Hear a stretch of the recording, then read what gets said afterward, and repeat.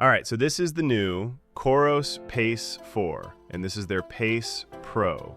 And these are COROS's offerings when it comes to lightweight, budget-friendly sports watches. And both of these pack in quite a few features for the money. And even more so now that COROS has dropped the price of the Pace Pro from $349 when it first came out down to $299. So there's now just a $50 difference between these two. Now, the Pace Pro comes with some pretty compelling additional features for just $50 more, and on paper it may seem like an easy choice, but I also wouldn't necessarily say it's just about more features when you choose a watch. There's reasons to get one of these over the other, and that's what we're going to be talking about. I'm going to be trying to keep this purely focused on the differences between these and which one may be right for you. But I already have some super in-depth reviews on both of these, going over all the features. So, with their Pace Pro, this came out about a year ago, at least at the time of this filming, and it made kind of a splash because it was COROS's first watch to offer an AMOLED display.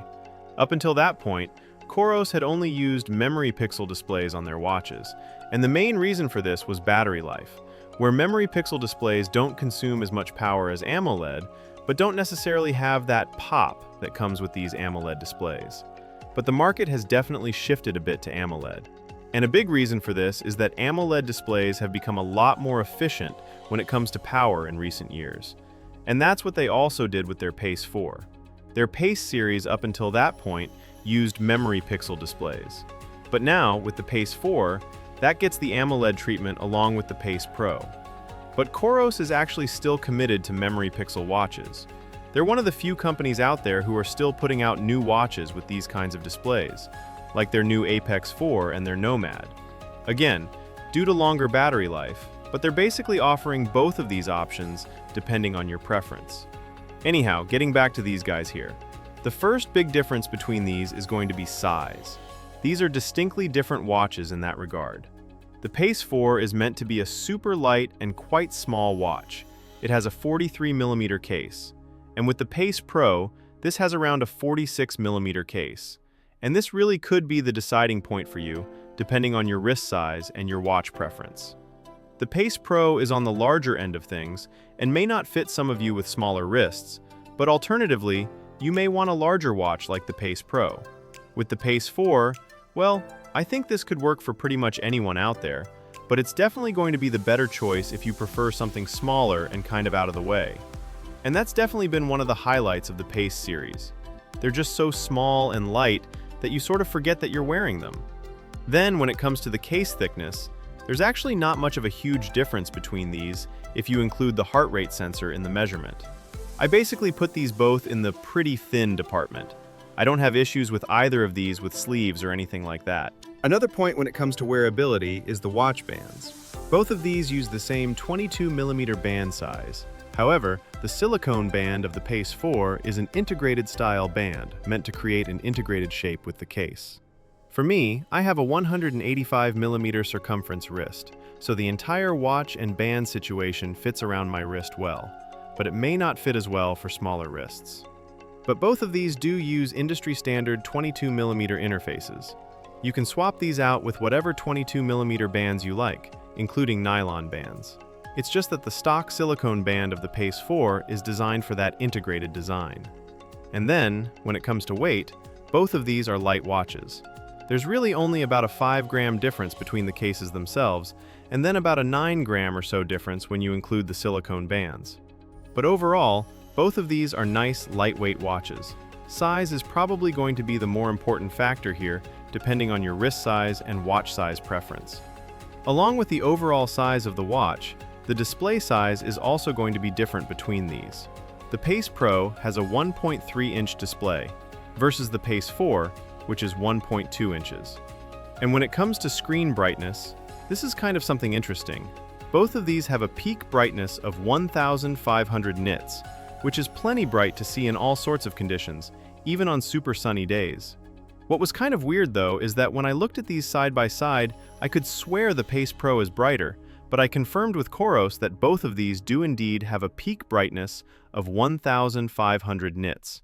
I mean, it is putting out more light, of course, since it has more pixels, but the peak brightness of the pixels themselves is actually the same. Putting brightness aside though, the Pace Pro is going to be easier to see since it is larger. So if you're looking for the biggest display possible, that's going to be the Pace Pro. But it's not like I've had any problems with the Pace 4 either by any means. When it comes to construction, they're pretty much the same. Both have a plastic case as well as a mineral glass lens. And both of these also have a 5 ATM water resistance rating, so they're perfectly fine for showering and swimming. As for the interface, both of these have a touchscreen and then a rotating dial on the right-hand side, as well as a back button. However, the Pace 4 comes with an additional button on the left-hand side. They call it an action button. With this action button, you can do really useful things during workouts. If you're doing an outdoor activity, you can use it to switch to the map page, which is more convenient than having a map page buried in the stack of data pages. Additionally, you can customize the behavior of both the action button and the back button to do different things. You could assign them to drop a location pin or take voice notes. Outside of workouts though, the action button doesn't really do anything at the moment, which is a little disappointing. There's a lot of potential for shortcuts like enabling the flashlight or opening a particular widget. Meanwhile, the Pace Pro doesn't have this action button, so it doesn't get those extra capabilities. But I've never had a problem getting around the Pace Pro either. It's just that it lacks those additional features of the Pace 4. Another new thing they added with the Pace 4 is a microphone. This isn't exactly a smartwatch feature in the sense that you won't be able to take calls on the watch like you can on some other models. With the Pace 4's microphone, the main use is for the voice notes feature. You can take little notes on the watch itself. For example, during your run or ride, you could say something like, "Hey, this trail over here looks kind of interesting. Make sure to look that up when you get home." All these voice notes are tagged by location. When you finish your activity, these get synced over with the rest of your activity stats in the COROS app. And then, inside the app, all these notes have automatic transcription. It does a surprisingly good job with accuracy. It's not necessarily a make or break feature, but I see how this could be useful sometimes, and it's super easy to use. Interestingly, you can also take voice notes if you have a Pace Pro or any other COROS watch, but it's done via their live activity feature in the phone app. During an activity, you open the app on your phone and take a voice note there. It's definitely less convenient than on the watch itself, but possible. Both of these watches also support music playback when you pair them with Bluetooth earbuds. You'll transfer MP3 files from a computer, but neither has support for streaming services like Spotify or Pandora. There is a major difference here though.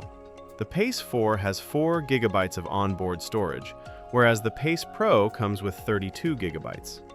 A big reason for the Pro's large storage is to support maps, which I'll talk about in a moment.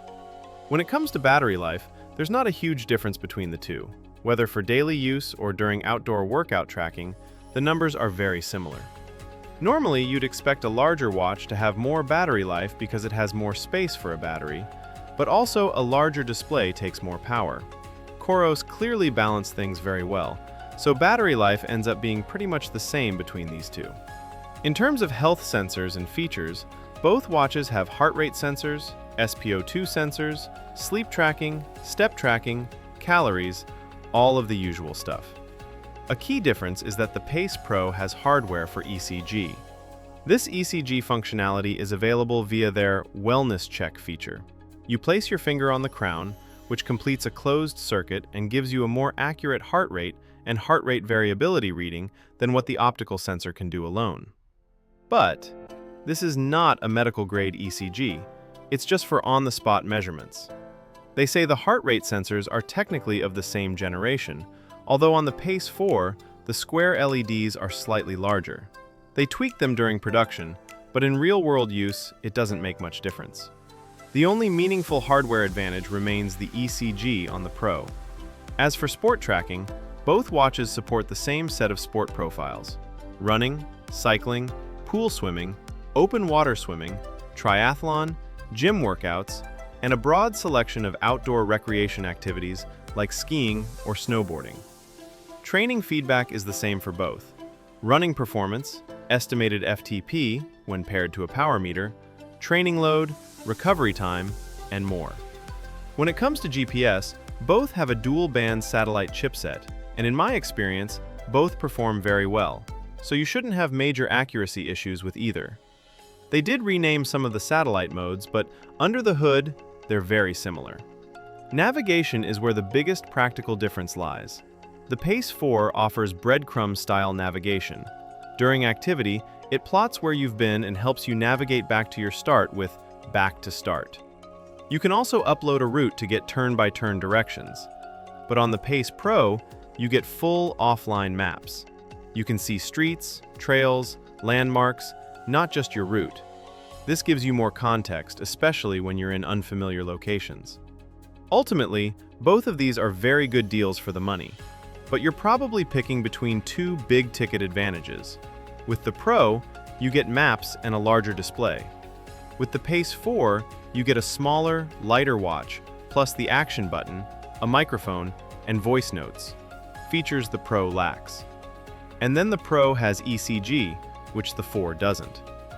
At the end of the day, it may really come down to size. Our wrists are all different, and bigger isn't always better. Some people may want something small, lightweight, out of the way. Others may prefer a bigger display. But one thing's for sure, with both of these, you get that bright, colorful AMOLED display. And if you actually prefer memory pixel displays, COROS still offers options, like with the Apex 4 or the Nomad. So yeah, those are all the differences between the Pace Pro and the new Pace 4. If you've got any questions about anything I didn't cover, feel free to drop a comment down in the comments section. Also make sure to subscribe for more sports tech videos like this coming up soon. In the meantime, have fun out there, and I'll see you in the next video.